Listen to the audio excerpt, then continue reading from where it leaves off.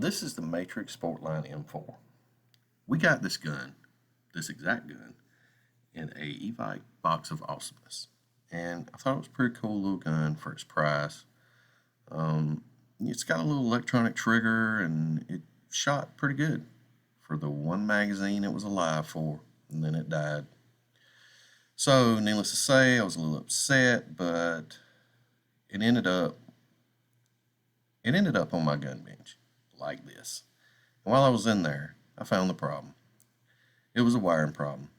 But while I'm sitting there upset, I'm looking around at some of the real steel parts I got laying around. And this just kind of happened.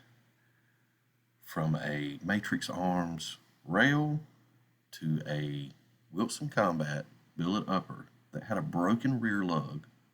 Yep, my fault. I was in a hurry to put a barrel on that I had received one day, and I forgot to put the front pin in when I torqued the barrel down.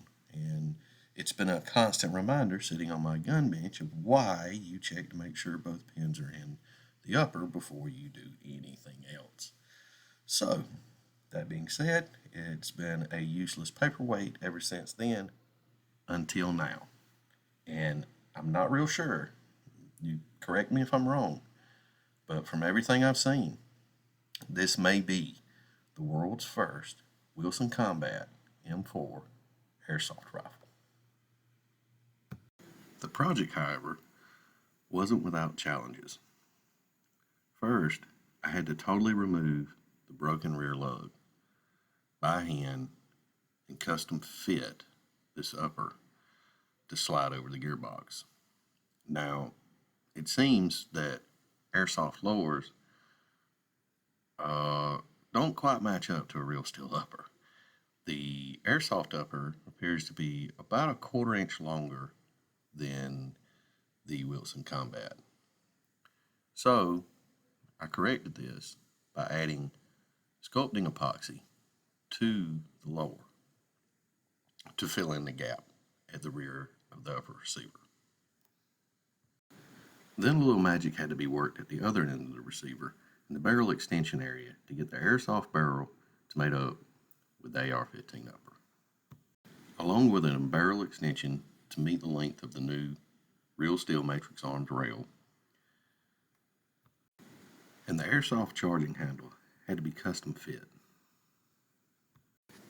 The dust cover no longer fits in the upper because I made it so tight, but I didn't want that gearbox moving around.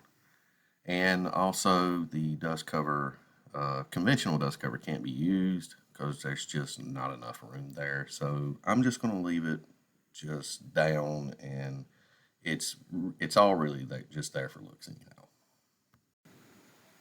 But enough of me talking. Let's see how she shoots.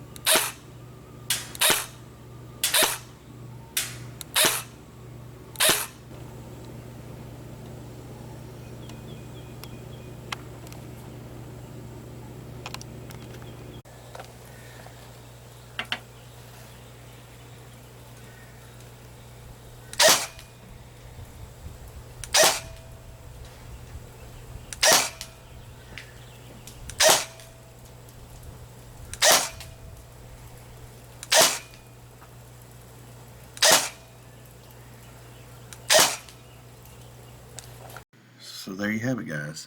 Just kind of a bad situation turned into a fun little project. Is it a super gun? No.